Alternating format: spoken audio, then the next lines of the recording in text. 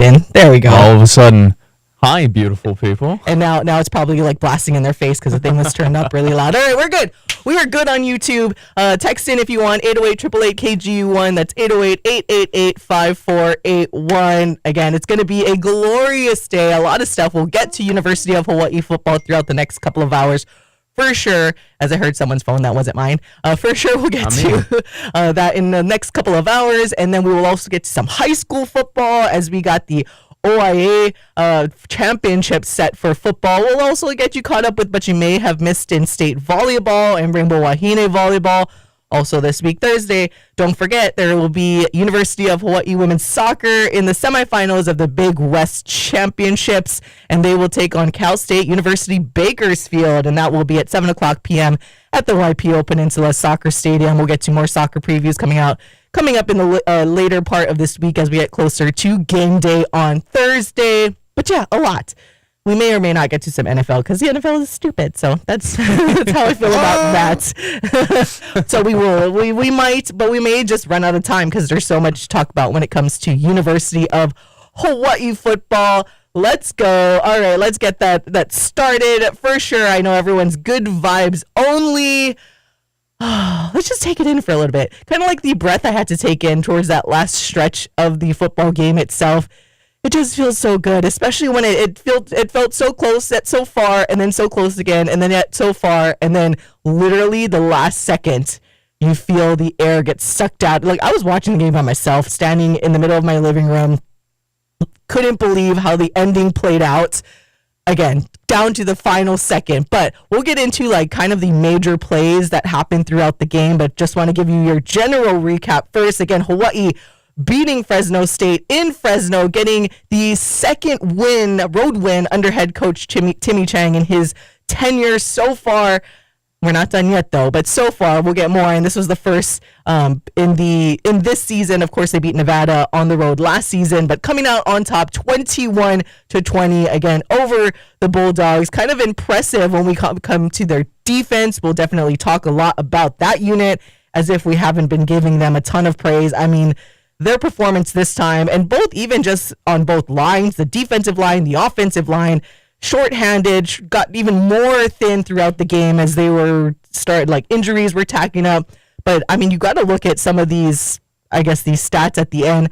Fresno State being held to just 19 net rushing yards, which is pretty huge for this defense to come up. But when you take a look at everything, the score by score, Hawaii, I think the biggest thing that stands out is that they were able to score on that first drive. I feel like it's something that we don't see quite often, especially on the road. So for them to just come out on fire and be able to score on that opening drive was just probably one of the best things to see, and take up 7 minutes and 48 seconds on that opening drive, going 75 yards for 14 plays. And this was one of those things, though, that you kind of look at the flip side, though. Fresno State does answer, and we'll get to more details about everything that happened after that when it comes to the I got turned off with the text messages already. I was like, let's go. Let's go. But no, it was just a phenomenal performance. And again, we'll get to all the play breakdowns and everything because there's so much, especially when it comes to the defense. But taking a look at Braden Shager, 29 for 53, just that one interception, 244 yards, 3 touchdowns, and just sacked a couple of times. Hey, to Fresno State's credit, Mikey Keene, 25 for 31, 157 yards, and a touchdown. But for our YouTube friends, we do have the team stats listed via HawaiiAthletics.com that you guys can look at, and the breakdown per scoring play as well. And look at the comparison with the University of Hawaii, 346 total yards to Fresno State's 176. Passing yards, 244 to 157. And as we mentioned, then just the 19 net rushing yards for Fresno State to Hawaii's 102 rushing yards. I mean, when we talk about just having this complete game, because we've talked about it throughout the season, we knew the defense was solid. It's just a matter of the offense being able to stay on the field, and the defense gets tired, especially down the stretch. But in this game, I mean, Hawaii, time of possession, just over 38 minutes to Fresno State's just under 22 minutes, 21:52 to be exact. And I think that's a big reason why you saw this defense be able to play so well. They're already talented, but again, I don't think people understand how important it is to make sure that your defense isn't on the field majority of the time and like getting gassed by the opposing offenses. So you saw just this complete game, able to pull it off at the end. I don't know, all those Fresno State fans that want to comment and be trolls on everything and blame the referees. Like, I'm sorry, when you take a look at the stats, like, it's not like it was an even game offensively, like your yardages. So, all right, one penalty, and at the same time, it happens. I thought the refs were even in their calls. There were missed calls. Hawaii got screwed with the Noah Kema foul that was called where he blocked the receiver that was running across the middle. But right in front of the referee on that same play, there was like blatant holding, grabbing the back, like holding at one point, and then when I forget who it was on defense that tried to go past him, grabbed the back of his jersey, and literally right in front of the referee that did not get called on that same call that Noah Kema got called. So I don't want to hear it, and it was just funny chuckling at all the Fresno State people, like, cry me a river, sorry, not sorry. Hawaii came out on top. Shoulda, coulda, woulda, should have done more to actually win that game, and home field, all of that stuff, rivalry game. Let's go, Hawaii. Let's go. Winners look inwards first. That's how I feel. You know, if you're blaming officials on it, does it suck if you feel like you got the wrong end of a call? Sure. I don't really think it was the wrong end of a call. We can get more into that. Otherwise, it might have been a light one, but I don't think it was the wrong call. Also, kind of like you mentioned, there were a lot of missed calls that end up making an impact on the game at the end of the day. So what you have to do is make more plays than the other team, and that's what Hawaii did. A really nice job down the stretch, keeping their composure. Very easily could have not kept their composure. We've seen that before. And instead, they come back after a fumble. Great job by the defense. I mean, there's not going to be enough that we can say today about the Hawaii defense, who I challenged a little bit, where I was like, you've been so good at home. On the road, it's faltered just a bit.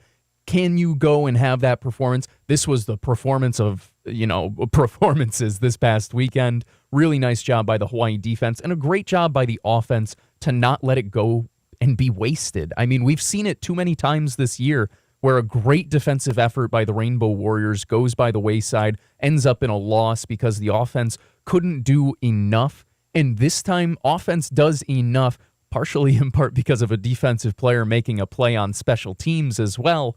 But at the end of the day, just a great job by all three phases. And I should toss the coaching staff in there as well to keep these guys ready, keep them going, and come up with a massive, massive win that keeps your bowl hopes alive going into a big time. You talk about rivalry weeks, a big time rivalry week up against UNLV. Yeah, and I kind of have my little notepad here. I kind of write down a list of names that I will make sure to give flowers to in case we miss them.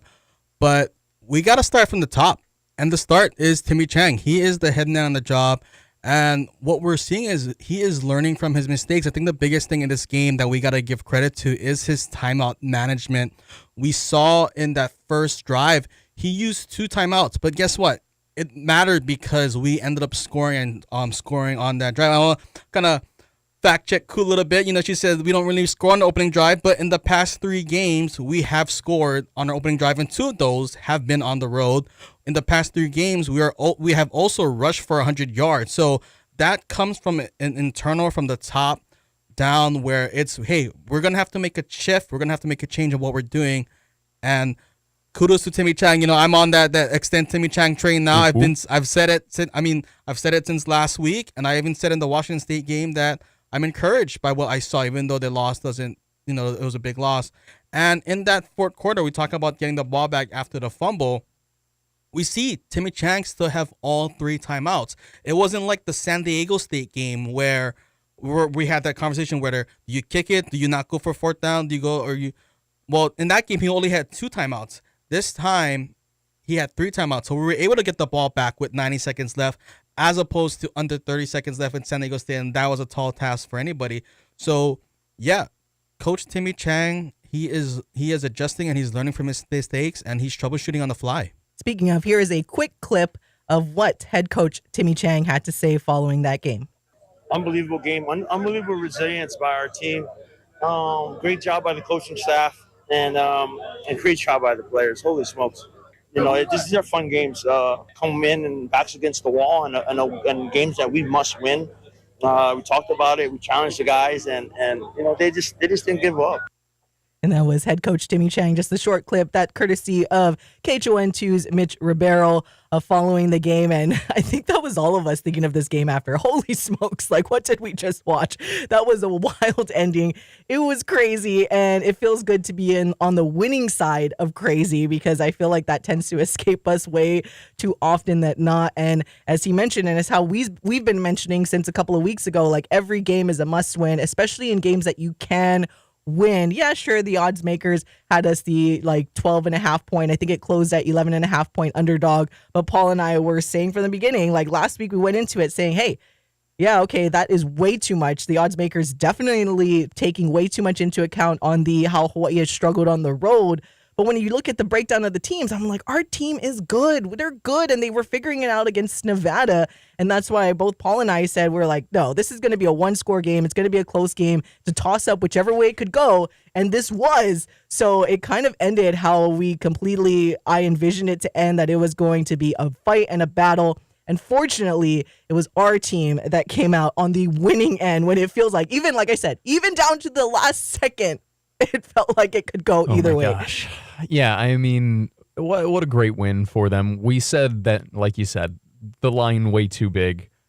We expected a one-possession game. I don't know if we expected a one-point game. That was a little fun.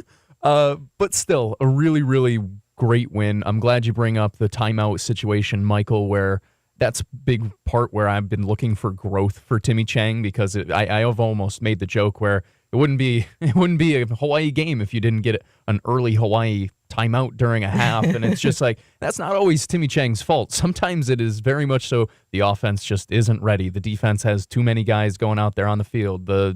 Sometimes you just need to take a timeout. Great job by the rest of the team, but you'd like to see that growth in Timmy Chang, where sometimes we forget to mention it.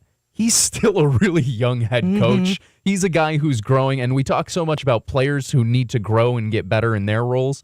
Timmy Chang's a guy who needed to grow and get better in his role, and that's what he's continued to do. I'm glad that Michael brings up the little things that kind of prove that, because sometimes it was hard to see, and you still give yourself a chance here with 3 games left. Yeah, and one of the big extend them now.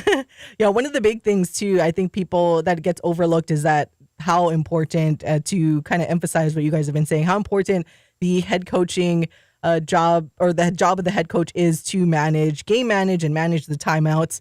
I remember this is like a fun story going back to when Coach Rolo was here and did a similar iteration of what we have that is now Sisterhood Social. And when we had the Chalk Talk portion, he was saying, defensive coordinator calls the defense, offensive coordinator calls the offense, yada, yada, yada. You have all these position coaches. And one of the ladies raised her hand and asked Coach Rolo, like, well, what do you do? And before he answered, I whispered to who was next to me. I was like, he calls the timeouts. And then he's like, I call the timeouts. I was like, see, that's exact. But it gets overlooked. But we saw it come through to fruition, how important that is to manage the game and manage your timeouts. This is what happens when it goes right. And then we go back to the San Diego State game when it just went completely wrong. Before we go to our break and continue our conversation about the game and go through some of the major plays that happened throughout this game, want to get through some of the individual notes. In wide receiver, Nick Senecal set career highs with 12 receptions and 113 yards and matched his previous best with 2 touchdown receptions, moved into a tie for the team lead with 5 touchdown receptions. As I got a cough now. Redemption story for Koo here, coming back after getting done with these coughs. Kind of like Nick Senecal. I was really happy for him, and I know we'll get back to it, but it was really, really cool to see that he was the one that ends up kind of making the game-winning plays. He had the first touchdown in that fourth quarter and the game-winning touchdown with just under 20 seconds left. So really, really cool for him to come back after having the fumble on the previous possession. Thanks for the save there, Paul. Happy to help. He is also the first UH player to have 12-plus catches and over 100 yards receiving in a game since Cedric Bird II versus Arizona on August 24th, 2019. Braden Shager. I know this came up a lot in the Spectrum Sports pay-per-view broadcast.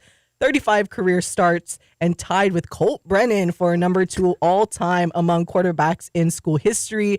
And of course, no surprise that the record is 50 starts by his head coach, Timmy Chang. So just kind of everything coming together this year, and just the irony that goes into it. Shager passed Cole McDonald for number 4 all-time on the UH career total offense chart, finishing the game with 259 yards of offense to give him 8,976 for his career. And just like Michael has been on the Timmy Chang extension train, I think us in the studio have forever been on the Braden Shager is the best quarterback we have. Let's stop talking about benching him like entirely. I understand wanting to work in the other quarterbacks, which we saw when Braden kind of went down scarily. That was a scary moment. We saw Micah Alihado go in for a play, but in terms of complete benching, Braden Shager is by far the best quarterback that Hawaii has right now and on this roster. And he led that game-winning drive in the final minute of regulation for the 3rd time in his career. Going on the other side, Elijah Robinson finished with 2 sacks and 3 tackles for loss. His second game this year with multiple sacks and 3+ tackles for loss. Devin King led the team with a career-high 6 tackles in his second consecutive start.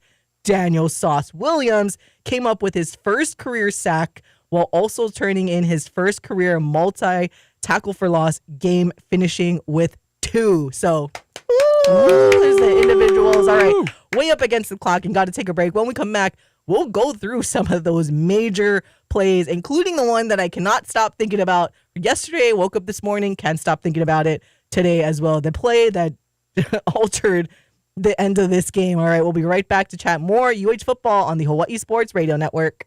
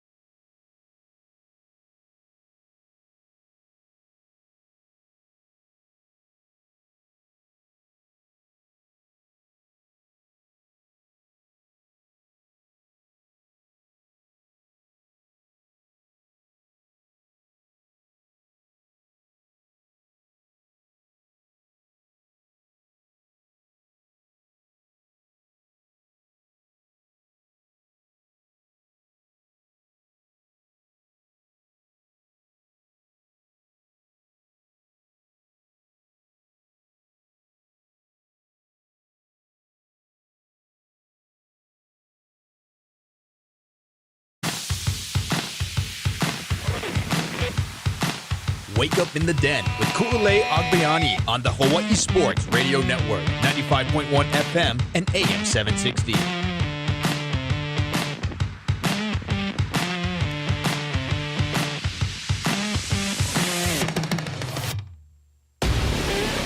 Welcome back to Wake Up in the Den. Kulale Agbayani, Paul Brecht, and Michael Lescaro recapping that huge win for the University of Hawaii football team, 21-20 at Fresno State. Want to shout out our texter real quick as well. Texting from the 292. Great weekend for sports. Hawaii football, Wahine volleyball. This is him doing the Michael. Arizona Cardinals, sorry, Koo, and my Campbell Sabres all won. My daughter wore her UH sweatshirt to school here in Boise proudly today. Yeah, let's shout go. out her, shout out you. Is this our Boise fan? Yeah, since he's a girl dad, he will be forgiven that he had to take a little jab there for him. But no, nonetheless, again, the NFL is stupid. So we just But the Arizona Cardinals are having a great season ever since our viewer from Boise has been tuning in. Hey, I have not been knocking the Cardinals. I feel like a lot of times in our quick picks, I've been picking them, except this week because I had to go. Anyways, going back to University of Hawaii sports, but yes, a shout out for listening, and I love that your daughter wore the UH sweatshirt to school proudly in Boise. Let's go. I wonder if there were a lot of people in Hawaii wearing their shirts to school. By the way, anybody notice the Spectrum Sports pay-per-view that Rich Miano was wearing red? I did not, but that's really funny. It's been talked about. I think we can move on. Okay, I'm like, what is going on? Anywho, if Coach Robin was there, if you do that at a volleyball game, let's just say that Coach Robin does not approve of you wearing the colors of the other team. For anyone going to volleyball games, if you're sitting close to the court, never wear the colors of the opposing school. It just reminds me of Coach Robin because I know she made that very adamantly clear with a lot of us that sit courtside as well. Well, So I will say this, though. I think the Fresno was celebrating Native American Day or something like that. So they were wearing blue jerseys and nobody in the stands is going to be wearing blue. So doesn't matter. That's red is still their color. So, I mean, obviously, I like to try, Michael. Don't get me wrong. Obviously, the celebration of Native Americans hands down does matter, but we all know Fresno State that's their color is not like traditionally red. And yeah, it's never mind. We'll move on. Anyways, getting back to the game, we can go down another rabbit hole. Want to stick to the game. All right. Again, like I mentioned, the play that I've just been thinking about, and Paul kind of touched on it a little bit in that first segment, but ended up mattering significantly and mattering more than we see, like least often than it should matter. Cam Stone. Oh my goodness. That second quarter, though, like Hawaii started with the ball, continuing their drive to end the first quarter, and that was when it got a little ugly. That was when they went for it on fourth down at the Hawaii 45, and then they go for it, but Braden gets sacked for the loss of 17 yards and fumbles. Then it gets uglier because that's when Zen Sotelo picks it up and tries to run with it, then takes the low hit and then exits the game and does not return. So we'll get more injury updates as the week goes on. So turnover on downs at the Hawaii 28. Fresno State goes 28 yards and in for the score. But in that PAT, Cam Stone coming off of the right edge ends up being the difference, blocks the point after attempt, and it's actually UG's first blocked extra point since November 21st, 2020 versus Boise State, in which Jonah Laulu blocked a point after attempt. And I think this is a good lesson to a lot of young players out there that, especially, I mean, in the NFL too, right? It's like you don't see that much effort unless it's like towards the ending of the game to block a point after attempt. That seems like when you see all the defense actually, or the special teams unit attempts to block a point after attempt. Cam Stone, man, like we talk about him and we sing his praises all the time, but this is what makes him such a phenomenal player. Not only is he shut down when he's on defense, continuing to do what he does, protecting the secondary on his side, but just contributing like this to special teams and just going all out to block that point after attempt.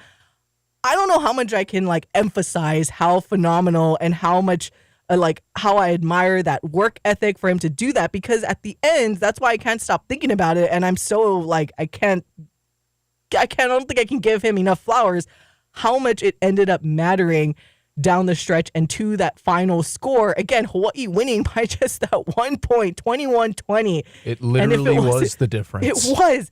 And it's just such a testament to not only athletes in football, but just everything else, that every play can and should matter in your mind, and to just go all out. And for Hawaii to even remotely have a chance and have this chance to win and potentially not have to go into overtime for sure, it all goes back to other things, obviously significant happened, but Cam Stone, that blocked point after attempt, again, first block PAT since 2020 by Jonah Laulu, and ironically against Boise State, another team that we love to hate as well. But man, Cam Stone again, like Cam Stone. And Cam Stone will talk his things, and he comes with receipts because on his Instagram, I don't know if we can see it, but he posted the ESPN matchup predictor, and he had Hawaii as a 17 now I'm point gonna have to go look. whatever percent chance, and he also DM'd Mikey Keene on Wednesday, just saying hey, and Mikey Keene tried to test them early on the first drive with a couple of smoke screens, and a couple of short passes, but they were all over that, and I think the rest of the game they didn't even throw it to Cam Stone's way. So yeah, Cam Stone, I'm telling you, he will be in the NFL. I think Paul's saying he's gonna be for sure. Like he's some guy you see in the round in day 3, but day 2, he's pushing his way up there. So the only reason I say day 3 for him is because unfortunately with the NFL draft especially, it's a little bit of a popularity contest, though I do think he'd end up receiving an invite to one of those shrine game, like the Shrine Bowl game, the Senior Bowl game, whatever you want to talk about, those senior all-star games. I think it would be really good for him. He's just continued to be consistent, which I think is the biggest thing at the cornerback position. And on top of that, when you are a day 2, day 3 pick, you're often going to have to grind your teeth a little bit and work your way up playing special teams. So making plays like this, also really good to have on your tape. I did just go check his Instagram. That's really funny, Michael. Yeah, but reason why I say day 2 is because who is his defensive coordinator? Dennis Thurman, someone that spent many years in the NFL, who has that connection, and that's my segue to Dennis Thurman, because this was their phenomenal performance. I think they only allowed 67 or 69 yards in that second half, and 39 or 37 of those came on that final possession where Fresno was trailing. So Dennis Thurman deserves a lot of flowers. I don't know what we gotta do, but we gotta secure his NIL deal. We need him to stay here in Hawaii because he put together a phenomenal game. He's starting to cook, and yeah, our defense, man, our defense is solid. You said Devin King earlier. He had 6 tackles. I know we've been kind of lamenting who is that other corner outside, opposite of Cam Stone, but Devin King has shown improvement in these past 2 games getting the starts. Cerebral Brown's also there. He had a pair of third down pass breakups. Only one counted though because it was wiped away from offsides, but he had one to get it there. Killian Nahe Mendiola Jensen made a lot of tackles in space. He had 3 tackles in that fourth quarter. And I do think we got to point out Jalen Smith's sack on third down. Massive. To give Hawaii the ball back. Because, Fresno, what were you doing? Just run the ball, run the clock. But that was like about a 7-yard loss. And after the punt, we didn't get a return on the punt return, but we got it inside of Fresno territory, where that made that comeback very much possible with no timeouts. And solid job on there. I do want to give a special shout out to Tylen Hines. I know we're going to get into some of the plays, even at calls. He had, I think, a season high 12 carries, if not maybe a career high, and he was definitely a driving force for this team, because we really didn't see Landon Timms run the ball as much, but Tylen Hines, he had, and this was kind of the performance you want to see from a bell cow running back, where, hey, we're going to give you some carries. He did have a big 4th-and-1 conversion. Got to shout out some of the guys on the offensive line. We had really nice job by the line in this game. Judah Kai'io came in for the injured Zen Sotelo.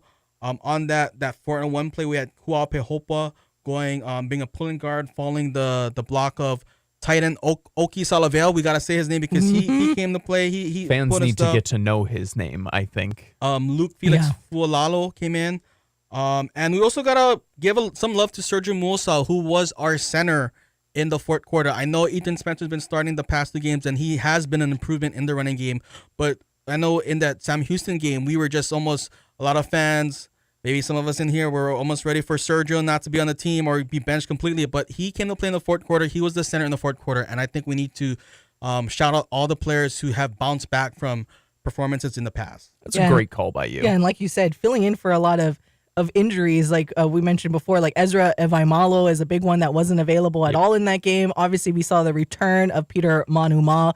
And then throughout the game, I mentioned Zen Sotelo going out in the second quarter. And then a little later on, they lost to James Emilo Vale. And then, of course, Pefele Ashlock. Shame on you, Cam Lockridge, which I'll vent about a little later in this show.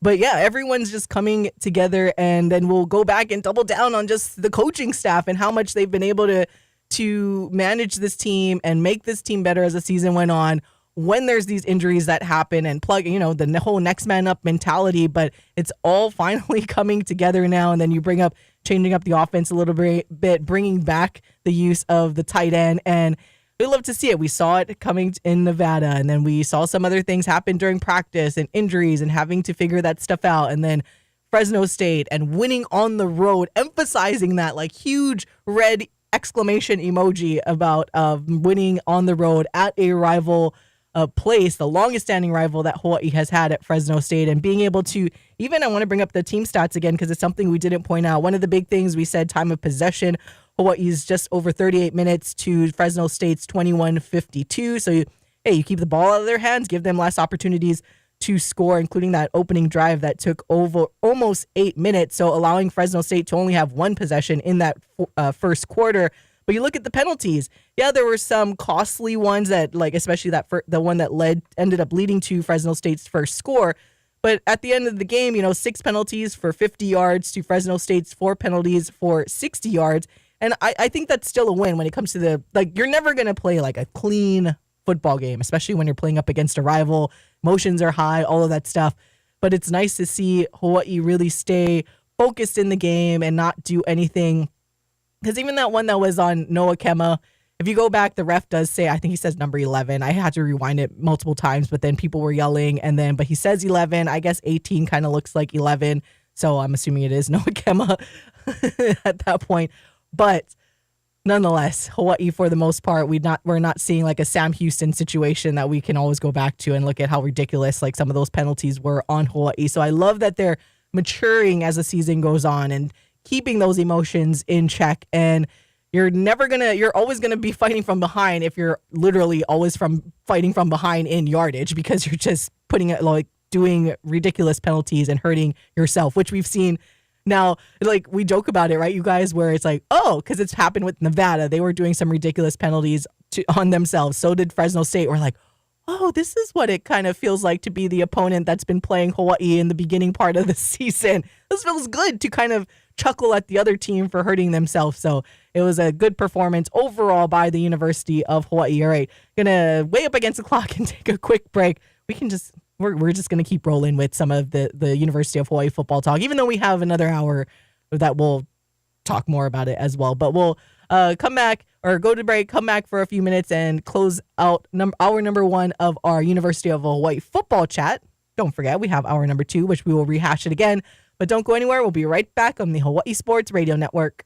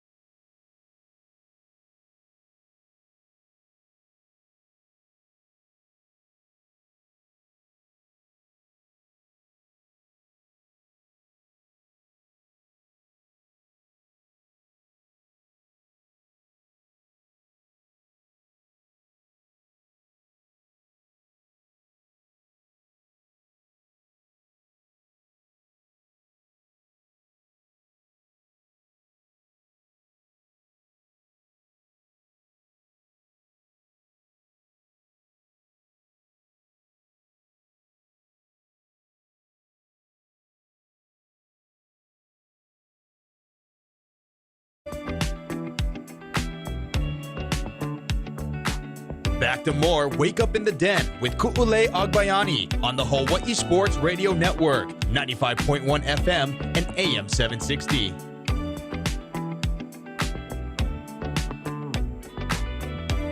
Welcome back to all of you, the beautiful list of all the beautiful people. It's Wake Up in the Den. Ku'ulei Agbayani, Paul Brecht, and Michael Lescaro talking all about that awesome University of Hawaii football win at Fresno State, 21-0. 20. And we'll just spend a few more minutes on University of Hawaii football, as I want to kind of change it up a little bit and go to high school football, because those were some exciting games that happened over the weekend as well. But of course, we have 2 hours. So, we're going to bring back the UH football conversation in hour number 2.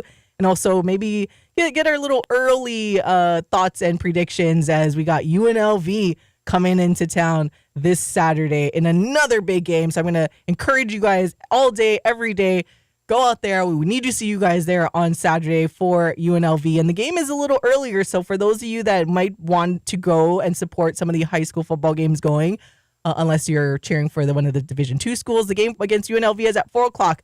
So we got a little early. I know Michael's probably going to do double, triple duty on that day and pop into the UH football game and then maybe head out to some high school football. I think. Are you making me work extra, Koo? What do you mean extra? That's kind of your job. But I'm like, what is working extra? Oh boy.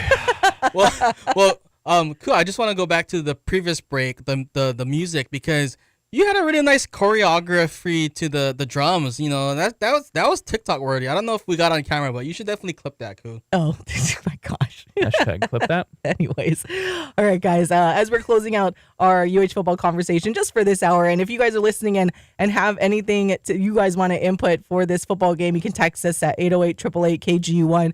That's 808-888-5481, and we will bring it up again and talk more UH football coming up in the second hour. But no, Michael, I want to kind of get your thoughts on some of the other plays. I brought up the Cam Stone play that really altered the ending and the final score of this game. I also made a little quick reference to I want to make sure I say it in this first hour, and I'll probably say it again in the second hour. We saw former Rainbow Warrior Cam Lockridge on the other side. I think we had the better Cam. I said it on Friday, and we saw what happened on Saturday. We had the better Cam in this game, with it being Cam Stone, not only blocking that PAT, but just being the shutdown guy that he is on defense. But yeah, I was a lot irritated by Cam Lockridge, and he got called for the targeting. And sadly, it happens in football. I don't think his targeting penalty was like intentional by any means, but it was more of how he reacted after he got called for the penalty. Like, he just had no remorse, and he did kind of like this sleeping thing, if you guys saw, and I reposted it because shout out Kavika Hallams on the Spectrum broadcast, that they kind of made fun of it as well because he was acting like this, and I put it on our Instagram story. I was like, good night, go Bose, good to you. But it was just more of the way that he acted, so I was a little disappointed, especially because he was a former player here and whatnot. But you know what? Now I can say it then. Good riddance, because we got a better Cam anyways. Yeah, and I mean, I don't want to, talk negatively about him like that in that regard, because I mean, he has been having a solid season, and without that penalty though, we don't come back and win this game. So in the same time, you almost kind of have to thank him a bit for and Fresno for being arrogant, because there were a lot of penalties in that game that helped us out. But yeah, I mean, without that, because honestly, before that play, we were doing well moving the ball across the field. We were running the ball. We were being balanced. And then we start throwing it on 3 consecutive plays. We forget about running the football. So that play, we did need that play to win the game. So I'm not knocking the play and the penalty. I'm knocking the player and how he reacted to the penalty. That's what I'm saying. I was going to say, I have no issue throwing him under the bus. I'm Here's like, the you thing. don't act like that after a targeting penalty. And it looks bad on your own team, because you cost it. Again, the game did change because Hawaii was able to move further, guys. Yeah. He wasn't out there for the last play where there was a touchdown. Exactly. He wasn't out there for the pass interference. Maybe the game's different if he doesn't get his stupid self thrown out. Like, hey, maybe throw a little bit of this away. Mm-hmm. Show a little bit of concern for your fellow player, because I would hope if it happened to him the other way, because football is a brutal game. It is. Show a little remorse. Yeah. Show a little bit of, sorry, man. Especially considering, I know they weren't teammates, but considering there's the ties with Hawaii is just very weird. I have no issue, because you're right, Michael. He basically handed the game over. Yeah. Because that was the changing point. If you go back, I tweeted, and there's a heartbeat, GIF there. All of a sudden, they're not done yet. Because after that, they go down, they go score. then all of a sudden you have life as Hawaii. I hate the argument from people that momentum doesn't exist or whatever. It does, right? It does in sports, especially in football. You see it happen in real time, how one singular play, I mean, we'll talk about it later on, but we can talk about it with high school football, our broadcast this past weekend between Kailua and Moanalua. goodness. In football, little moments change everything, especially if that little moment can get the other team juiced up. And Hawaii looked juiced up after that. They were ready to go, ready to come back and finish this game. I mean, I have no issue throwing them under the bus because what are you doing, man? Use your brain a little bit, especially because you're already getting kicked out. Don't taunt more. I just, whatever, man. Yeah, and I feel the same sentiment again. You're right in that he's having a good season, like as a player, but Which makes it worse because he's good. You're like, what are you doing, man? What are you doing? Be out there still. Hey, but it's the story. This game was a storybook game. Oh, In it a was lot of crazy. ways. I mean, if you like my recap, it's like every valley has a mountaintop, and for a good portion of the game, Hawaii was consistently in the valley with self-inflicted mistakes.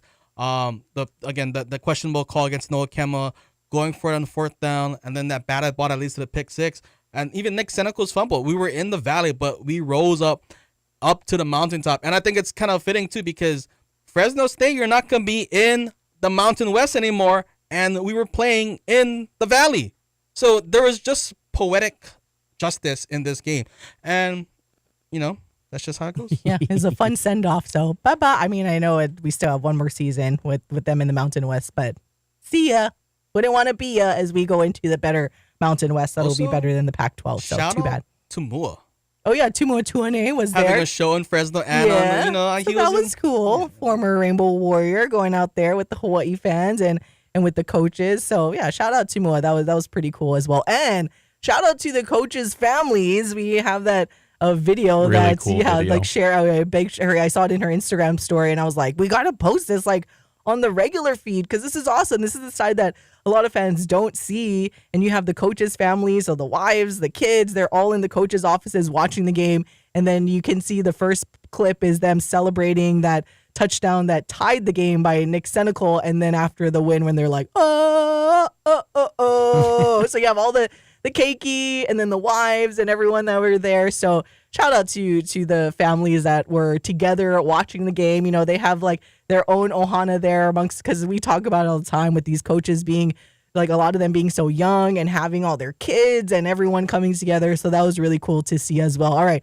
We'll continue our UH football conversation coming up in hour number 2. When we come back, though, and this one is for our Boise fan listening, we will talk about high school football and specifically the Open Division semifinal games that happened last week Friday because they were pretty big, and we will see who will come out on top this weekend out of the OIA. We'll be right back on the Hawaii Sports Radio Network.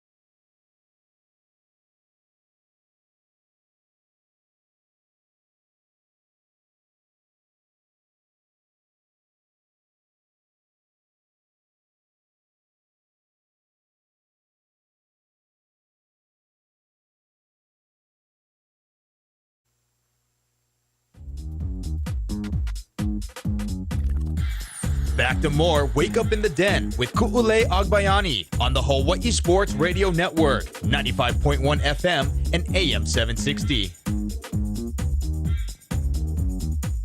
Welcome back to Wake Up in the Den. Ku'ulei Agbayani, Paul Brecht, and Michael Lescaro. All right, gonna talk some high school football now, as you kind of heard Gina allude to right there, that our high school football conversation is brought to you by Fantastic Sam's, telling you about a unique opportunity for high school football student athletes in the class of 2025. Fantastic Sam's is providing a scholarship to play at the next level at Valley City State University.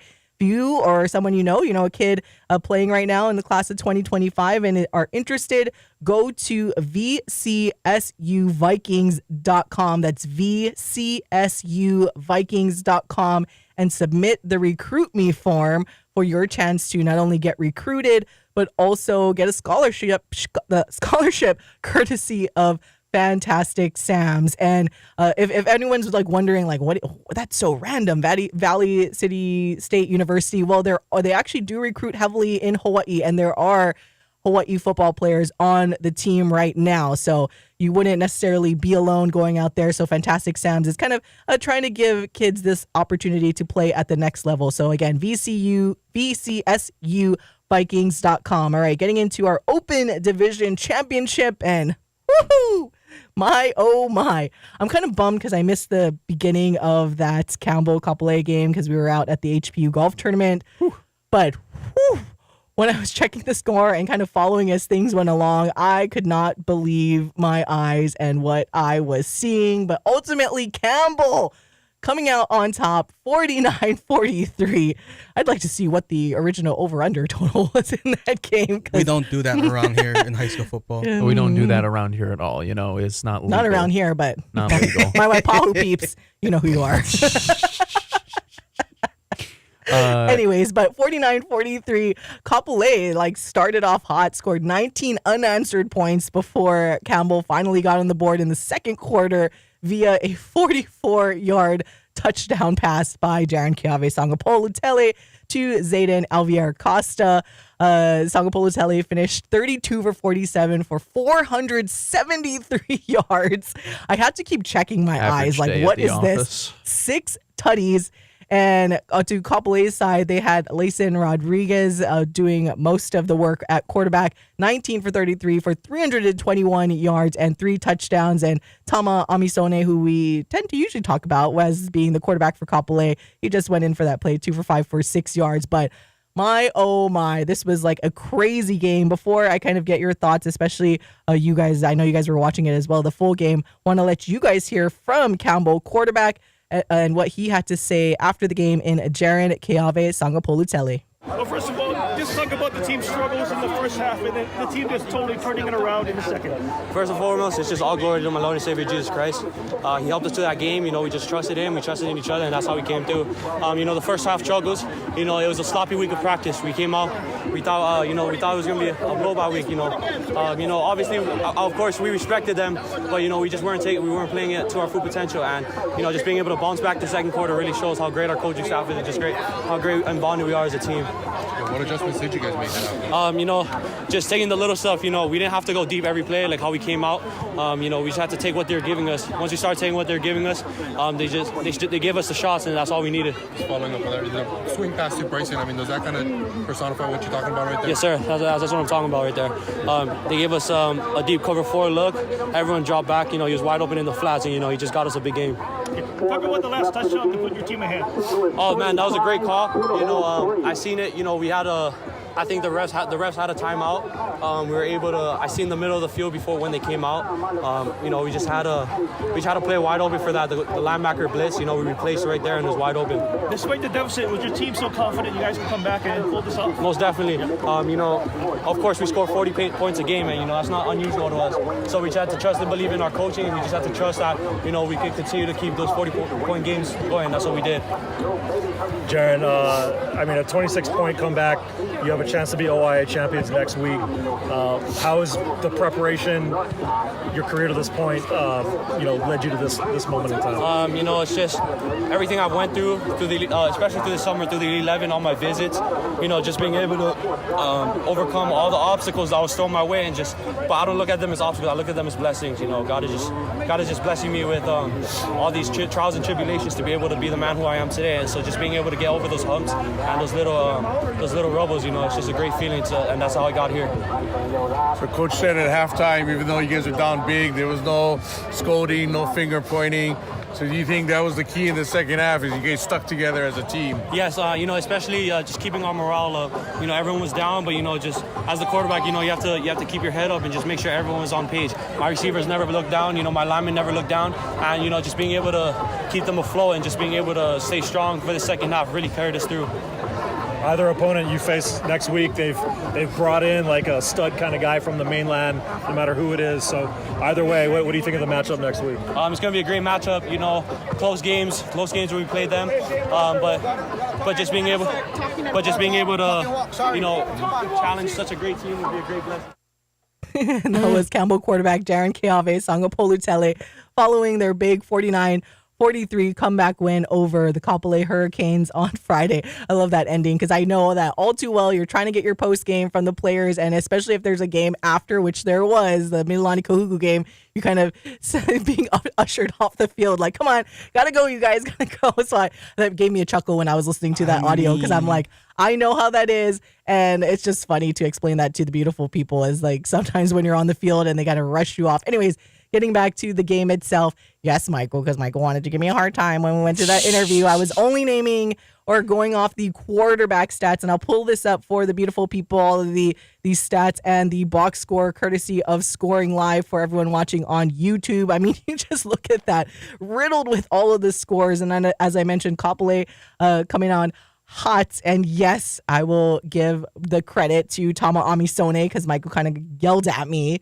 Like, what is going on here? He yelled at me for not recognizing what he did and Paul put it best, as an athlete for the Kapolei Hurricanes. But in my defense, I was only reading the stats of the quarterbacks and what they did as quarterbacks itself. And thanks, Paul, for having my back that I didn't mention the other stuff. I gotcha. Jaron Keave. But yes, Tama Amisone rushing for the 93 yards and a couple of touchdowns. Or is it rushing or receiving? Looking at the Scoring Live stats. For Tama? He has two rushing and receiving. two receiving. So how does that, like, Michael, I know you've been covering like high school sports for a while, and tell us what we saw really with, as we just have like a minute left, but from Kapolei and what they were able to do against Campbell early on and how Campbell was able to just come back from that.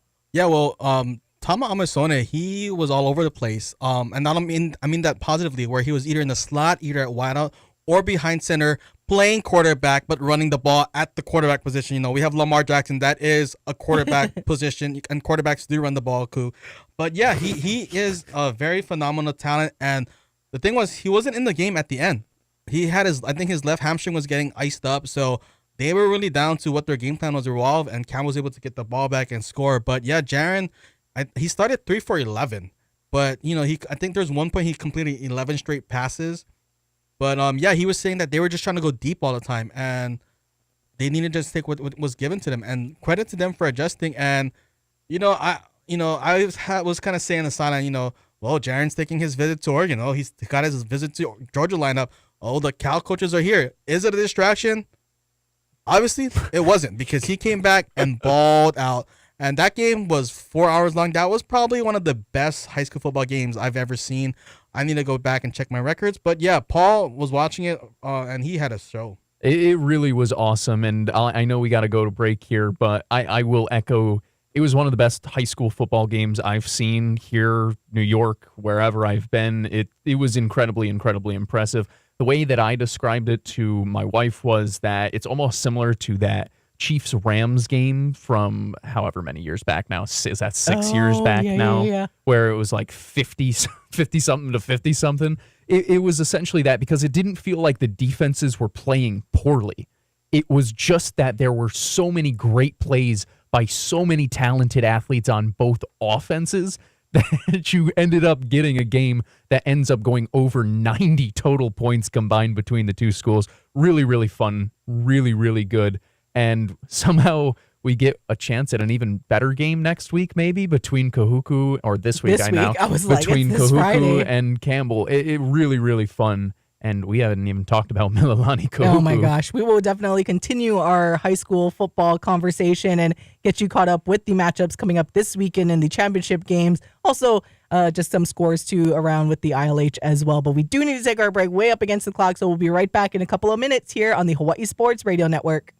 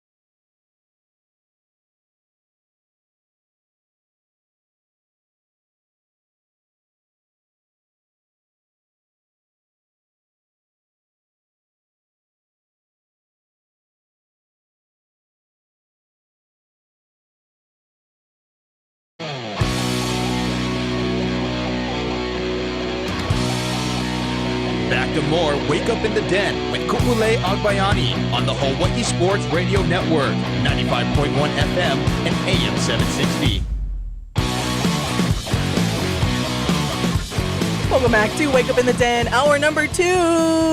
I'm Kule Agbayani alongside Paul Brecht and Michael Lescaro, talking a lot of football this morning. We started off hour number 1, of course, with University of Hawai'i Football and their big win over Fresno State, 21-20, and we definitely will get back to that conversation as well. If you guys have anything to text in about that game, you can text us at 808-888-KGU1. That's 808-888-5481. I do want to continue our conversation, though, with high school football, as that's how we closed out hour number 1, and give a little shout out again to our listener, and I believe he watches on YouTube as well, at Boise, because we're talking about his alma mater, that is Campbell High School, and their big comeback win over Kapolei, 49-43 on Friday, to punch their ticket into the OIA Open Division Championship. And it's kind of bittersweet, but when you look at the other game that we just have to touch on real quick, which wasn't much of a game, like Paul and Michael were saying before we went to break, this Campbell Kapolei game was probably one of the best high school football games that we've witnessed maybe ever, definitely in a long time, but potentially ever, just because, I mean, and then you have talent on both sides, and it was just phenomenal to watch. And I mean, we can't sing Campbell's praises enough, but Kapolei, I mean, I know Zorned was probably on the edge of his seat, the Kapolei grad, and my now heart breaks for Zor. The grad assistant for the University of Hawaii men's basketball team, because he had tweeted, he's like, he's going to shock the world. Like, he was all about Kapolei, like, they're going to do it. And you know what? Oh, man, did they almost make him right? That's how it started, and that's how it seemed like down the stretch. And then Campbell just doing their thing and able to beat Kapolei 49-43 again. And we'll move on to the OIA Open Division Championship, and they will face Kahuku. Not much of a game, and I'm sure for a lot of the people that were in attendance and media covering it, unless you are a Mililani fan, of course, maybe better off that way, that the game went by a little faster, because that first game went really long. It gave me kind of the vibes and reminiscent of the triple header back in the day in States at Aloha Stadium, when before they separated thankfully the Open Division from Division 1 and 2 days, and when that will be played. But no, bringing up the stats for the Kahuku and Mililani game. Kahuku 35-6 over Mililani. We did see the return of Keeney McMillan, but didn't really do much. I wasn't able to watch the entirety of that game from maybe you guys, or what you both of you, Michael and Paul, maybe what you noticed from the beginning of that game and why Kahuku was just able to dominate. Obviously, we talk about Matai Fuiava now being there a little bit longer with Kahuku, and by the time this Friday comes along, we could see a different Kahuku team that we saw play Campbell just a couple of weeks ago. But what were your just quick takeaways from this 35-6 semifinal win for Kahuku? Yeah, well, with Matai Fuiava, they have a passing game. They have an offense.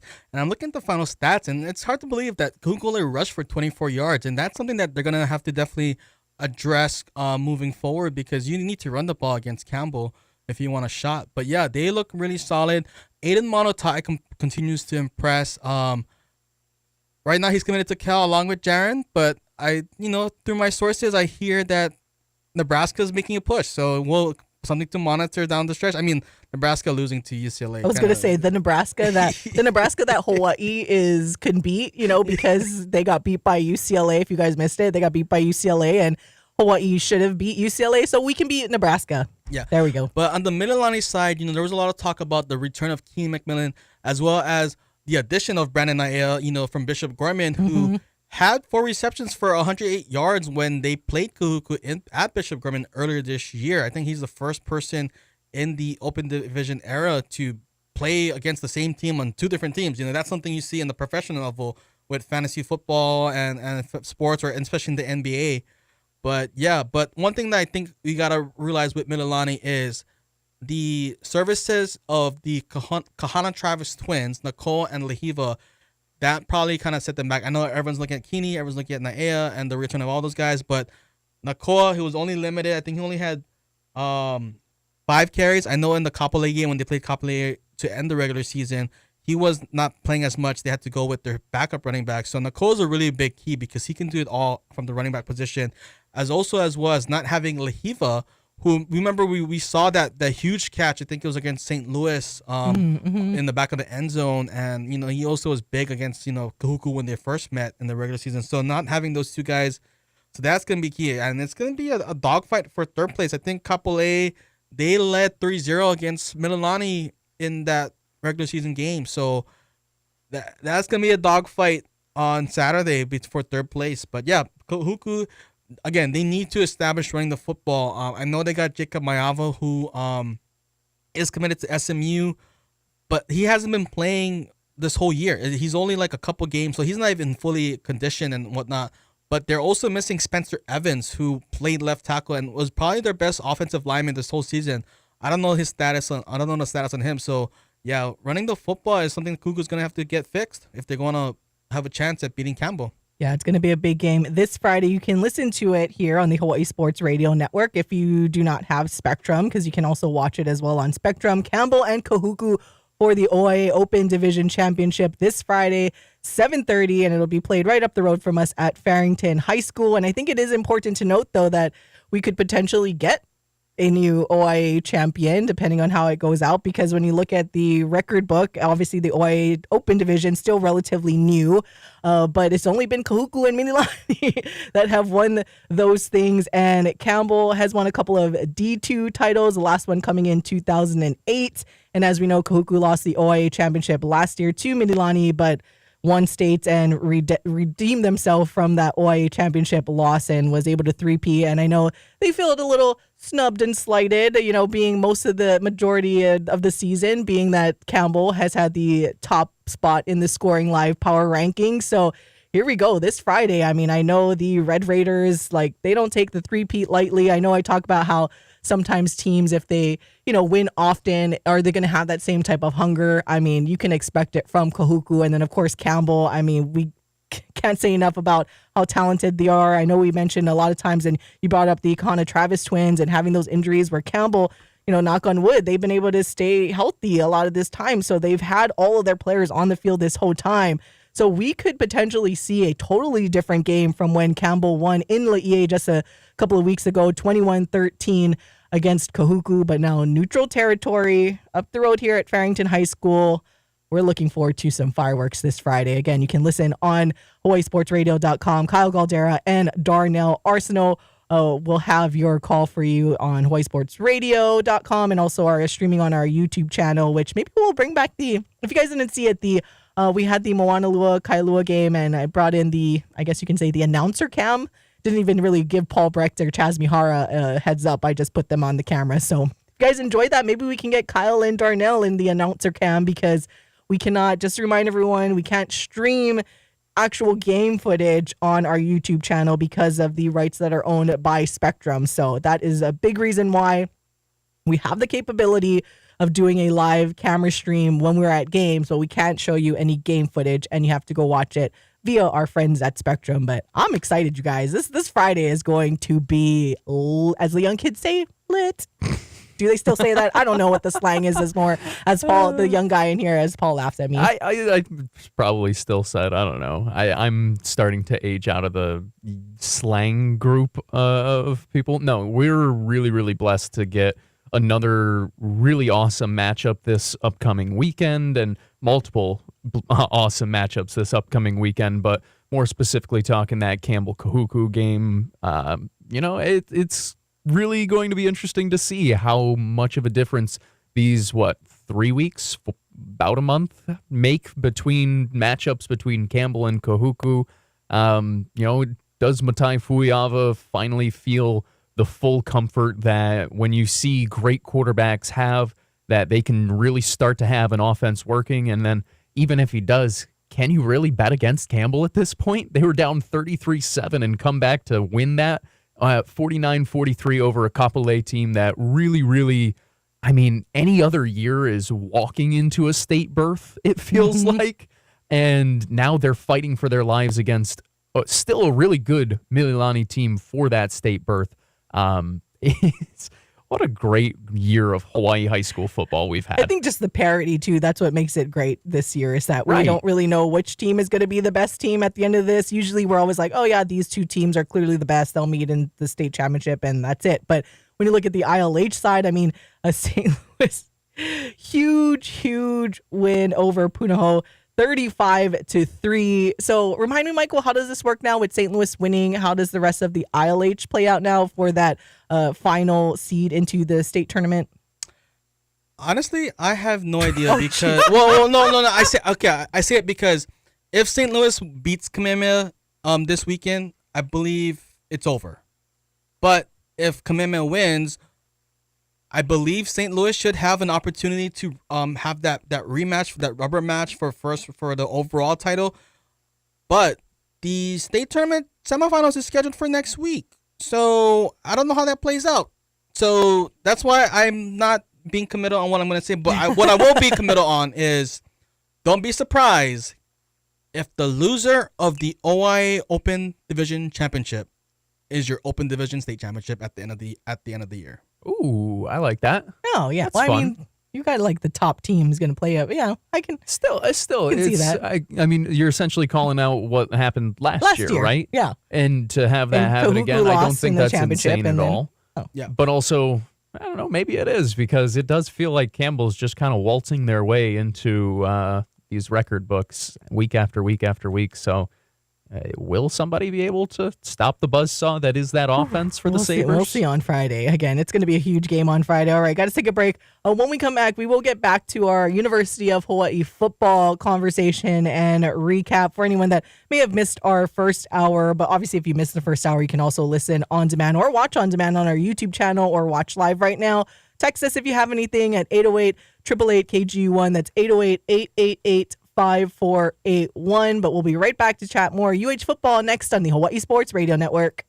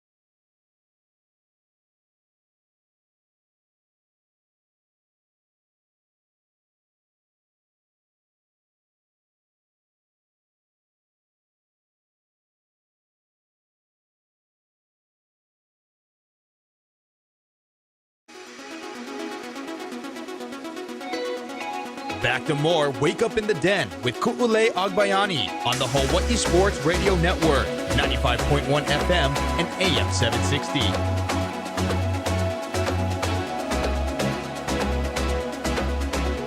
Welcome back to Wake Up in the Den. Ku'ulei Agbayani, Paul Brecht, and Michael Lescaro. Obviously, Paul's liking the new music that just got put in. He was like dancing. You guys saw him dancing in the camera over there. I was like jamming out a little bit. He's a new person ever since the Jets won. Honestly, yeah. Can we stop talking about the NFL, you guys? We are supposed to talk football. Stop getting off track, everybody. Wait, the NFL is so fun. No, it is All not of our teams fun. won this weekend. No, it is not fun. Sorry. Gosh. Sorry. Anyways, you're right. So Hawaii football was exactly the point that we wanted I guess to touch I on. don't have to be like too bummed because we very much appreciate our listener / a YouTube watcher of the show out in Boise, and he's a Cardinals fan. So I guess I will give it, because it was against the Cardinals. You know what? We appreciate you listening from Boise. He even said breaking news. Wait, he texted. Hold on, he texted in. I had to reschedule my meetings to catch the show live because of the time change. Oh, I love this guy. You're the best. All right, breaking news.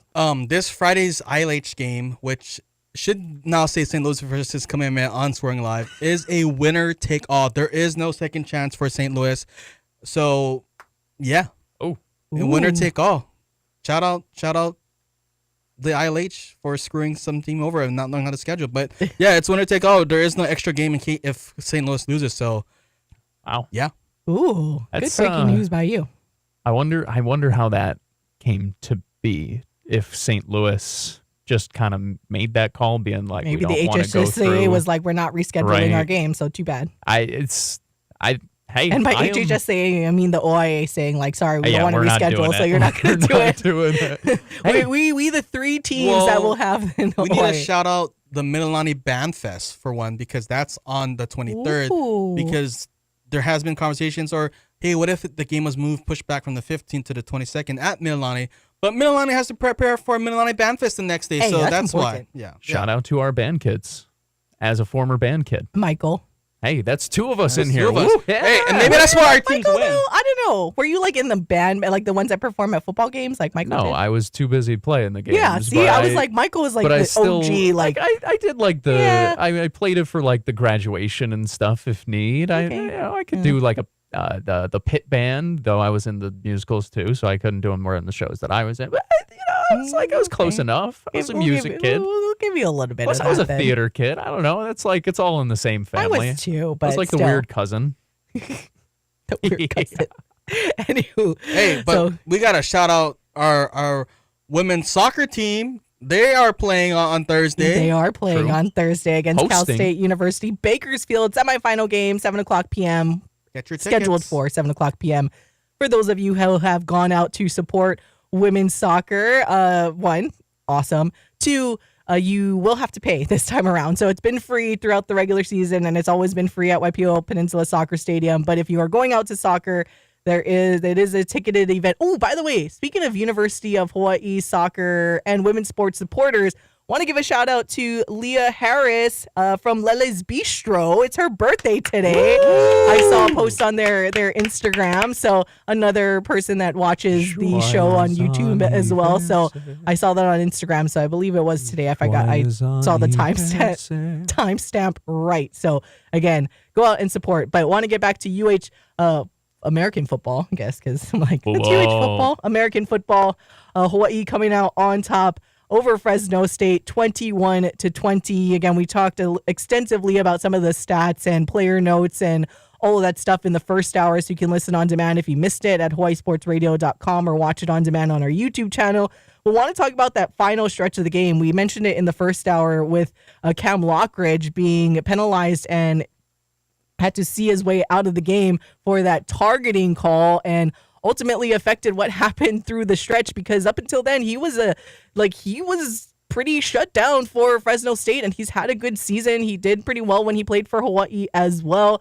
But him not being in the game, I mean, Hawaii was able to drive down, score some touchdowns, but that final, oh my gosh, this is another thing that I see the Fresno State fans crying about a lot, is the pass interference call that was called on Tylen, or when Tylen Hines was going for the football. I don't know, to me it looked like pass interference. I mean, the defender didn't even have his head turned, and like Tylen's going up for the ball in the end zone and essentially gets pushed away from the ball. So I'm like, that looks like everything that looks like pass interference to me anyways. But obviously if you're on the opposing team that had to deal with that, you're not going to feel the same way. But I don't know. What do you guys think? Like, was that a legit pass interference call? It was, in my opinion. The linebacker interfered with Tylen Hines' ability to catch the Yes. football.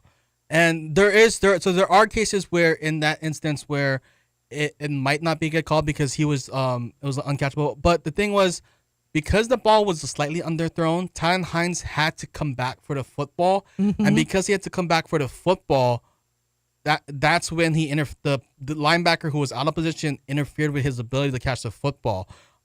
We sit in the NFL sometimes with some veteran receivers like Cooper Kupp. Shout out the LA Rams. They got a win against Seattle in overtime. They will come back to the football, and because the DB is chasing, you're going to end up running to the receiver. And that's what happened on that play. But honestly, Tylen Hines has scored 2 touchdowns on that play already. He did it against Boise. He did it against San Diego State. So, like, we should have known, like, man coverage on the linebacker, that Brady every single time. And yeah, it extended our drive, but again, you have a linebacker matched up on the fastest guy on our team. You got burned, you got torched, and that's what I mean. Even if Cam Lockridge was on that play, it wouldn't have mattered because Cam Lockridge wouldn't have been matched up on Tylen Hines. True. Yeah, I mean, I've said this in a few different ways. Even if you do disagree with the call, I think there was enough there where you understand that, okay. Also, a lot of teams get screwed over by a ghost penalty, a ghost call here or there. You still have an opportunity to go make the play, and they didn't. The defense had an opportunity to still keep Hawaii out of the end zone, and they didn't. You know, the offense had the ability to run the rest of the clock out and not let Hawaii even get a chance to get the ball back, and they didn't. Losers make excuses. That's how it works, right? Winners reflect inwards first, and they go, we lost this game because of things that we can control. That's typically what I listen for out of coaches. That's typically what you want out of your players. Yeah, just like Cheryl Reeve, huh? You want out of your coaches, you want out of your players.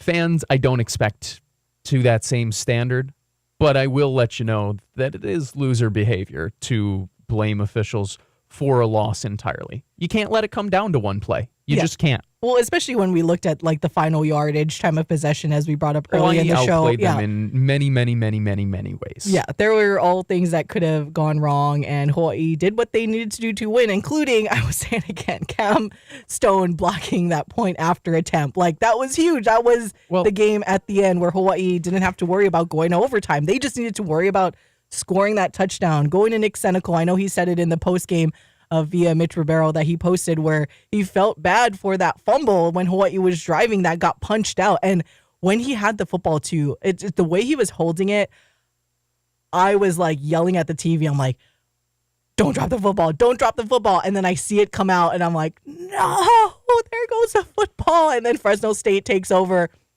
Fortunately, everything got composed. Hawaii able to score, and it was Nick Senecal. But it, like, when he was asked about the post game, I mean, credit to Nick that he mentioned that, like, he felt really bad about, and things happen. It was a peanut punch. Like, it was good defensive coaching by, and Fresno State being taught that it was punched out, didn't secure it hard enough. So it happens. It's football, but they made up for it, got into the end zone. And I don't think I stopped stressing. I know, like, with Kansei, Matsuzawa, and we needed to make a point after attempt to go up over Fresno State 21-20. So the whole time down the stretch, like, I am just like at the edge of my seat, so stressed out by every single play.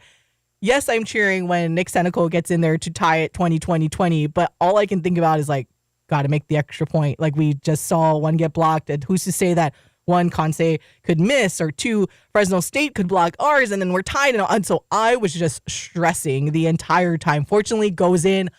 I'm yelling, like, probably freaking out the neighbors, and it was just, like I said, I'm watching it like by myself in my living room. Avid readers of the Players to Watch article knew they could count on Kansei Matsuzawa going into this weekend. He didn't get an opportunity to kick any field goals, but he's been money all year on extra points. I'm going to knock on wood now.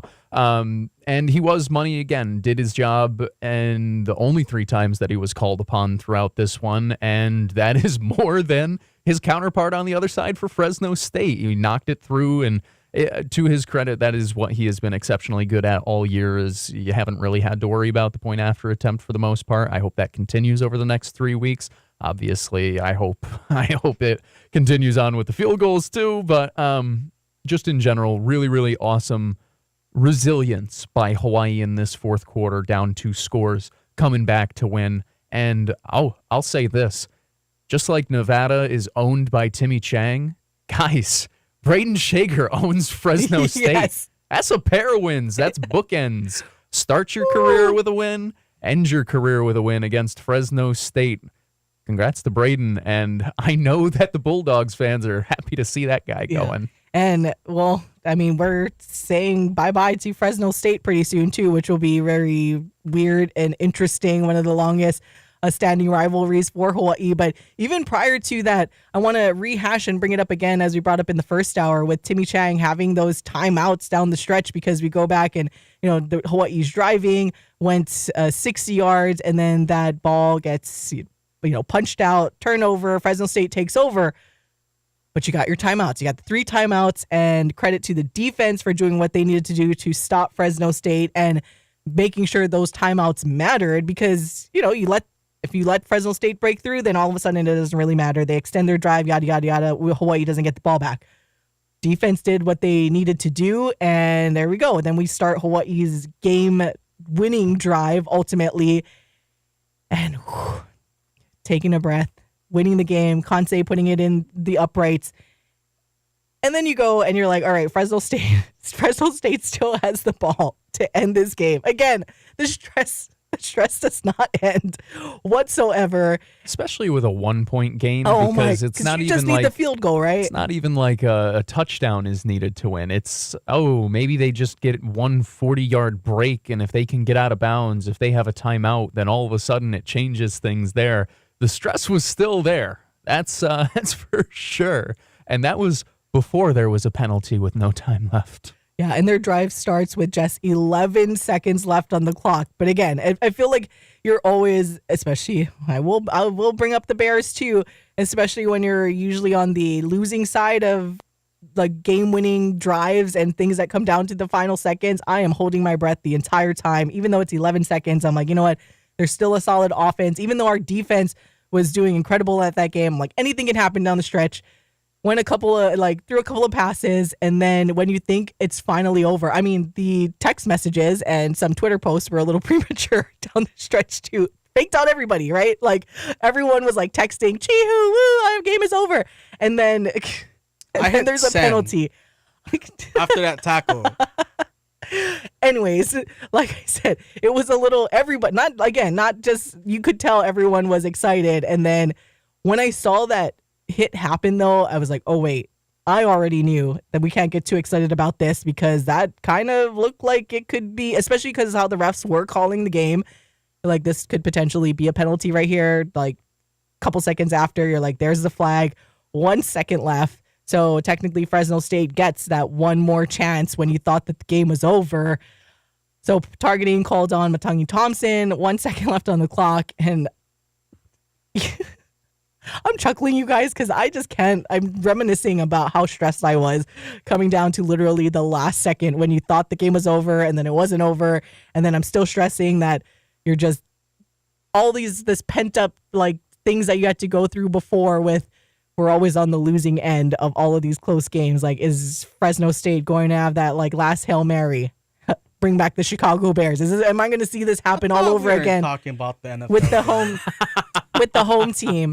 But no, because I'm just saying that it can happen. You can see the game end and flash before your eyes. Like there's a victory, and all you need is time to be on the clock for the game to potentially swing the entire other way. Because like Paul brought up, it's only a one point game. Like any score was gonna give Fresno the win, and fortunately, Hawaii still came out on top and stopped it. But 21-20 final, Hawaii over Fresno State, and now have a juggernaut of an opponent in the Mountain West with UNLV coming into town this Saturday.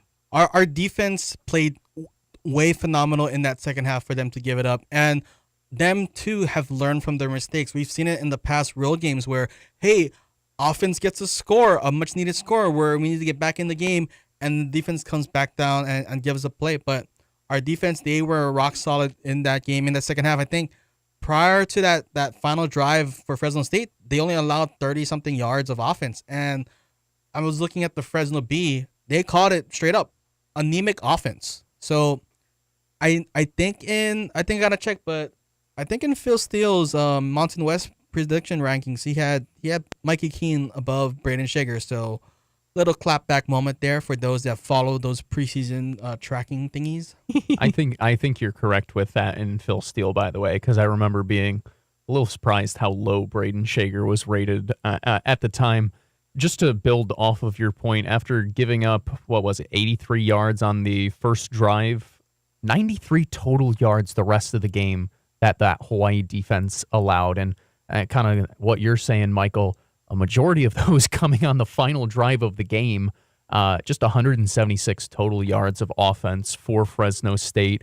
And going into this one, I'm curious how you talk about how personal maybe Braden Shager took it.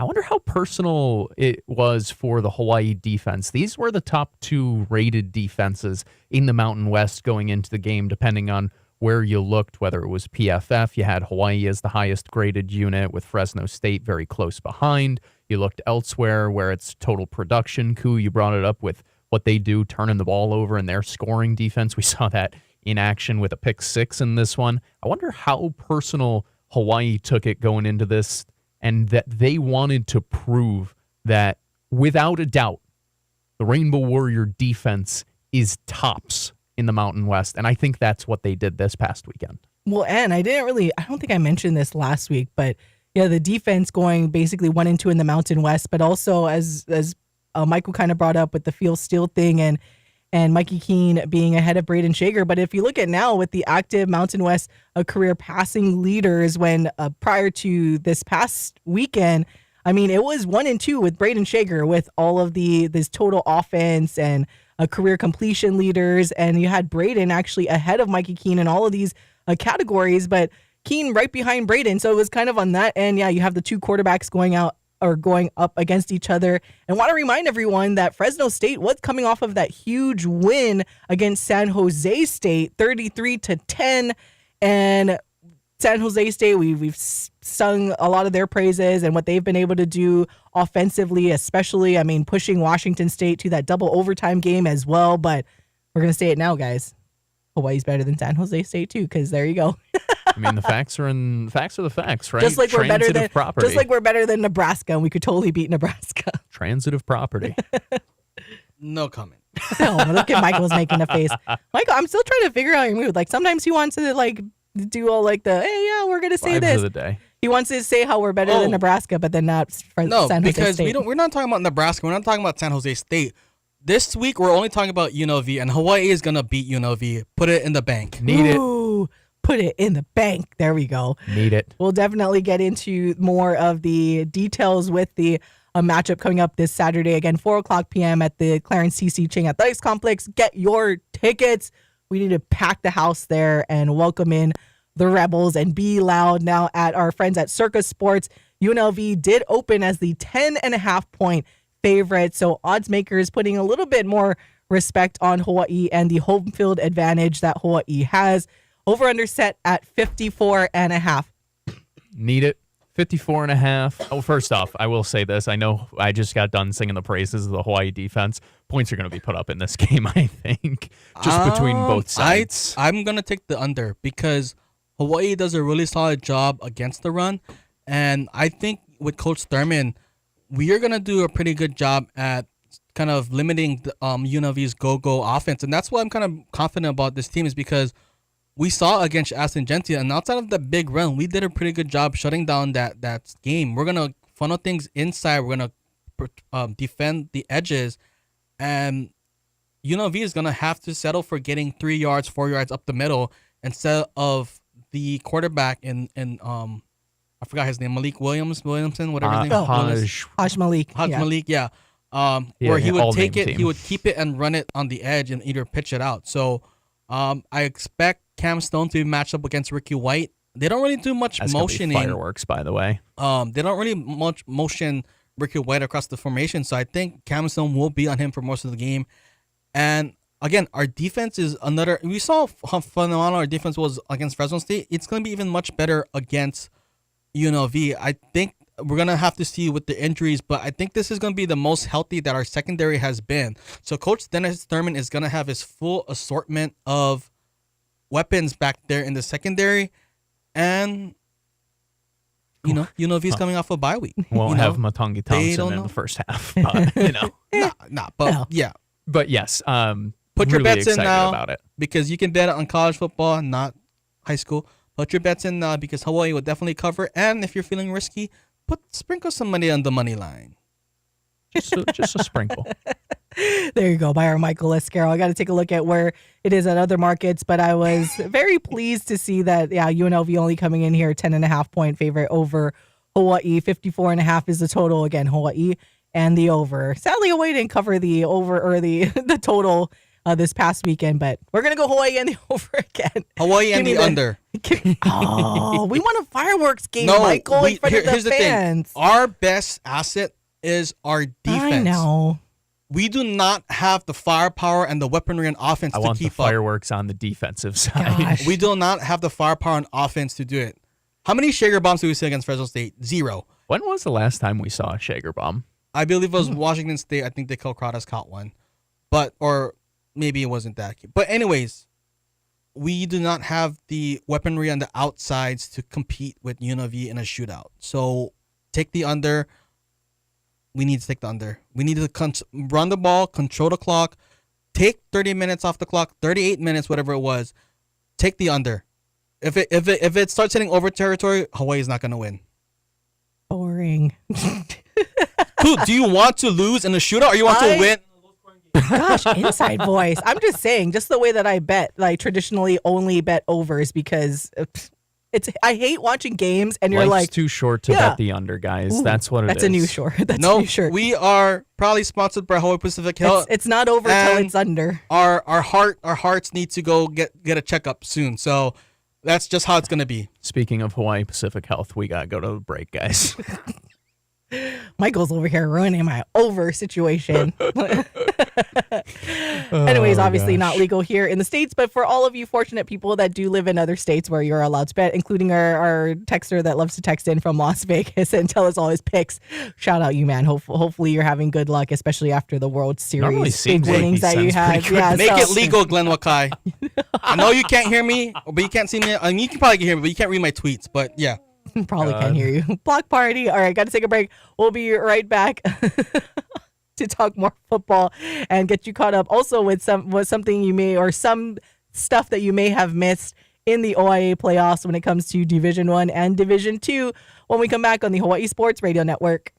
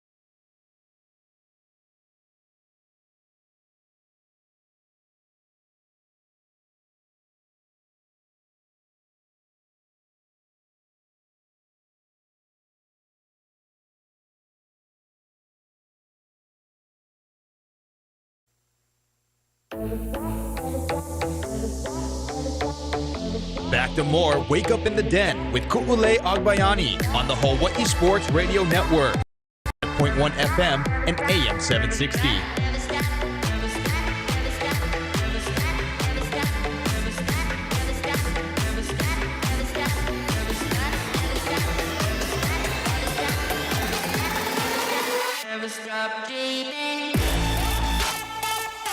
Welcome back to all of you, the beautifulest of all the beautiful people. Ku'ulei Agbayani, Paul Brecht, and Michael Lescaro. Never stop dreaming of the over, Michael. With UNLV and Hawaii. Oh my gosh. Never stop dreaming of that over. 54.5 Hawaii and UNLV this Saturday. Again, game time is 4:00 p.m. and you can watch it on CBS Sports Network. So a lot of people that aren't able to make it into the game. Can we get that changed? We always lose on national TV. I mean, I was gonna say it, but we also lose with for certain people in the audience. But I won't be there for you guys. It's okay. Yeah, I'll go somewhere. Maybe we'll good. send Paul to go cover the OIA championship games. It's good that CBS is covering it because then I can watch it and I don't have to be there on site. That way they can win. It is my fault, guy. to Timmy Chang, the coaching staff, the players, to Braden Shager, I'm sorry for all the games that I have watched, because that is the reason you have taken a beating. You have lost any games. It is my fault. I am a man enough to admit it. It's on me. Or it's like we said, it's Mike and Ben being off island. So we could go either way. There's different scenarios. What I say before, winners don't blame other people. Winners look in the mirror first. It's me. I love it. But yes, never stop dreaming about a potential over, because, I mean, I want Hawaii fans, like, I get what Michael was saying, and from an actual, like, football analysis point of view, I get it. It makes sense. It's very much spot on. But we like to have a little fun on this show, if you guys haven't noticed. So that's why. And I mentioned before, my betting habit when I am in states legal where it is legal to bet. So let me just make sure I say that. I never, ever bet an under game. Like, I'm always betting over, just because I hate watching a game. Who doesn't bet on the Jets? Yeah. Well, Ku bet on the Bears, and she was wrong on that. I hate... Well, I bet on there. She almost finished that sentence with, I hate Michael after that comment. Gosh. Anyways, I always tend to bet the over, because nothing is worse than sitting at a game and hoping that they stop scoring. Like, that's the worst thing ever. So that's why I always want to say, like, go for the over, because when it's right there, like, at the total line, and it's, if you went under, you're like stressing out about seeing more points scored, especially if you're hoping your own team doesn't put up more points. Like, that's why I don't like to take the under. But yes, from a, an actual football analysis standpoint, Michael is spot on. So let me just put that correctly. But at the same time, like I said, for those of you that do dabble, yeah, we like to have fun on this show, and I'm just explaining why I'm like, never stop dreaming about the over that could happen. So Hawaii, not only like, I will echo your sentiment though, have a little bit more fun and put a little sprinkle on Hawaii and the money line with UNLV coming into town, and Hawaii always having that home field advantage. But I like the respect. Huh? What I text the line was yesterday? 10.5? 10.5? Yeah. Yeah, for the UNLV Hawaii game. Oh, yeah, that's what it opened at circa. 10.5? Okay. All right. Yeah. I still get a similar feeling as I got last week, where it's just like, it feels a little disrespectful, even with respect to UNLV. I think coming off of the bye is significant, though, for UNLV and all that stuff, but we'll see. Worse for them, they haven't played, and they got to travel to Hawaii. We'll dive into more of the actual matchup throughout the week, of course, for that game. But want to go back to our high school football conversation, as we talked in the first hour about the Open Division OIA semifinals that happened on Friday, and now looking at the Division 1 and Division 2, we were on site to bring you Kailua versus Moanalua in another game that felt drunk. I don't know if it was like we thought we had like a crazy drunk game with Fresno State and Hawaii, but the ending of that Kailua Moanalua game was also a little bit drunk as well. But it was a good game that came down to the very end. And Kailua beating Moanalua 28-17, avenging their regular season loss to Naomenehune, in which they went down 41-28. Now, before we talk about the rest of that game, want to let you hear from a couple of people on the Kailua side, as Michael Esquero got a chance to catch up with Kailua head coach Joe Hau'oli Wong and quarterback Isaiah Keaunui DeMello. Well, Coach, you were on the sideline last night for that Campbell comeback. Did you know that your guys could do the same thing? I mean, I knew we had it in us, but I didn't want it to come to that. But, you take a win however you can take it, man. And you can't take away anything from this Moanalua team. Jace Barang, man, guy's spectacular. He willed his team, man. And it's just two foes, we played them earlier in the year and we lost and there was some turnovers. We had some turnovers. We overcame that and we got a few ourselves, So when we needed it the most, we got it. You guys are the Surf Riders. Talk about that wave you guys rode at the end, fourth down, touchdown to go to lead, pick six, and then strip sack and recovery all in 3 consecutive plays. It's all about what we preach, right? Trust the process. It's about we, not me. And everybody, We've been through the worst. We were in Vegas, played on 107 degrees, and my team's been tested. And it was just a matter of time for us to get on the winning side of things and trust the inner circle that we have within our coaching staff and our players. And you know what? They did. And they bought into it. They trusted the process. They were unselfish, and everybody can be a hero. And it does. It's who steps up at that time. Next man up. Everybody preaches it, but not every time it happens that way, Mm-hmm. this was a rematch. I know in the first game they kind of jumped out on you guys, but today you guys got the early lead.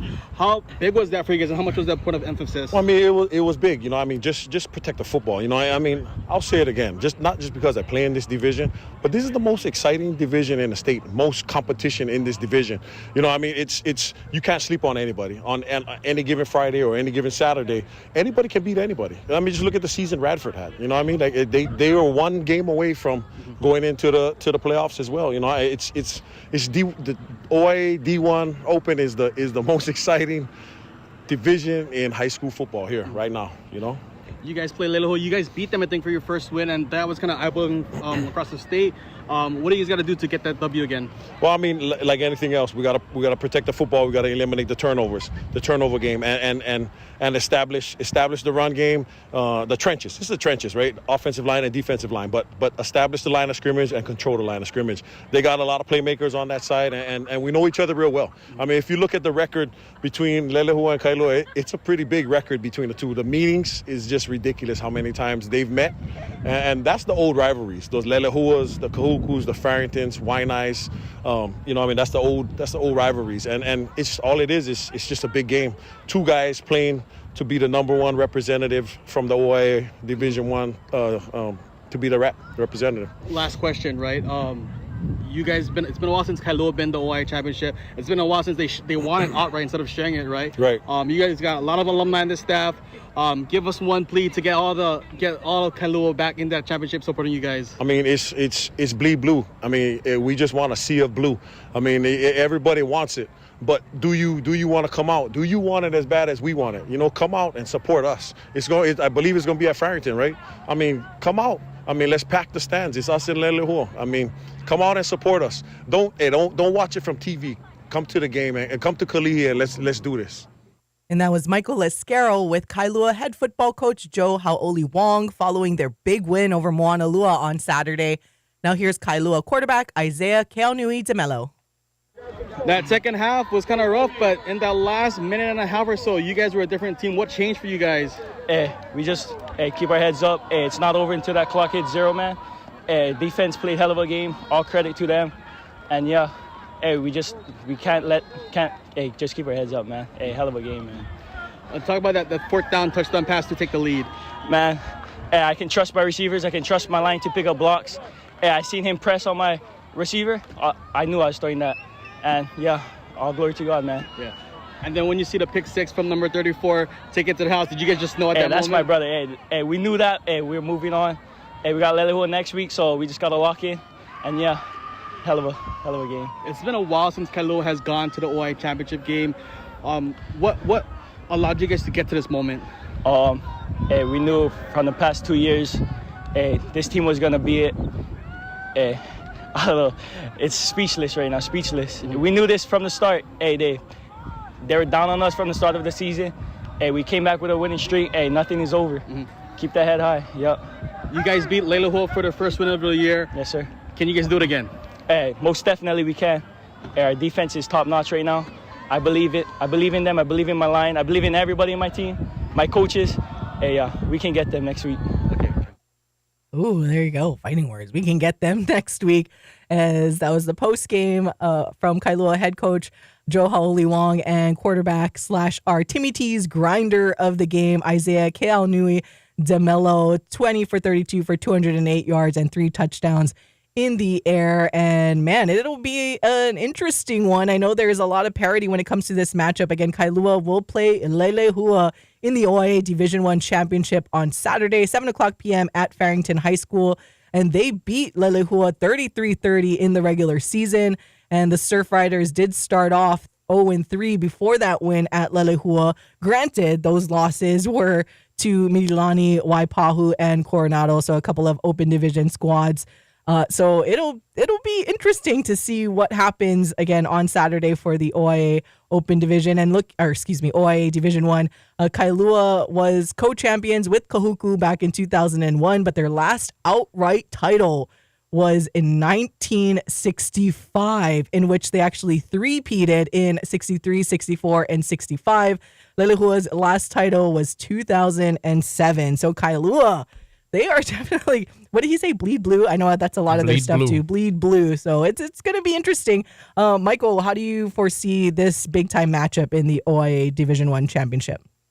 Well, Leilahu, I think when they started the regular season, they lost to Kailua. I think it was 33-30. So they're definitely looking to get avenge that loss. But Kailua, they're riding the momentum, right? Leilahu, they've won, but they haven't won dominating win, right? I think we saw them against Pro City where they were up 28-0 at the half, but they only won 35-8. And then this Waianae game, they won 35-0, I believe, or so. But they just haven't been dominating teams like they should with their roster. I know there's some injuries here and there, but Kailua, they got a lot of momentum. The players that had scored the game-winning touchdown and the pick six, these are players that we're not used to seeing show up in the box score. And that ending, I think Kailua, they do have one of the best defensive end tandems in Dugi Kalama and Benjamin Hornbein, who also caught a receiving touchdown against Moanalua. So Kailua, they're looking pretty solid. And with their quarterback Keanui DeMello, he is firmly entrenched at the starter. I know earlier in the season they were kind of alternating plays with him and Romeo Ortiz, but he looks solid right there, and he's a class of 2027 prospect, I believe. So college coaches need to start getting on him. I know we got that Fantastic Sam sponsorship promo, so that's he's definitely somebody. His sight's for lacking, but hey, he's going to be growing. His heart is not, that's for sure. And he was clutch, 4th down touchdown to take the lead. Yeah, the ending of that. I don't know, Paul, real quick, when you just, I said that game between Moanalua and Kailua was drunk, but just real quick, maybe less than a minute, tell the beautiful people of what the last stretch of that game entailed. Yeah, it was really funny because it was no scoring for 3 quarters pretty much, and then finally in that 4th quarter, you see Moanalua go up just in front, 17-14. You think, oh no, the game's over. Kailua couldn't do anything in that second half. And then with just over a minute remaining, they go down the field, go ahead and score. And then on the first play after that from scrimmage, they have a pick six that essentially seals it. And if that wasn't enough, on the next play after that, they have a strip sack by Benjamin Hornbein, who has an offer from the University of Hawaii, 3-star recruit out of the class of 2026, and really excited to see how his growth continues as well. But kind of to echo Michael, it's hard not to go back betting on Kailua just because of how hot they've been in the second half of the season, more so than Leilehua, because kind of to echo Michael's point once again, they have these big wins. Leilehua having to kind of squeak out some against some of these teams until this past weekend, 30-0 against Waianae. All right, if you guys do want to actually get the play-by-play, you can literally listen to the broadcast at hawaiisportsradio.com on our YouTube channel or wherever you get your podcasts. Again, Kailua looking for their first outright OIA title in football since 1965,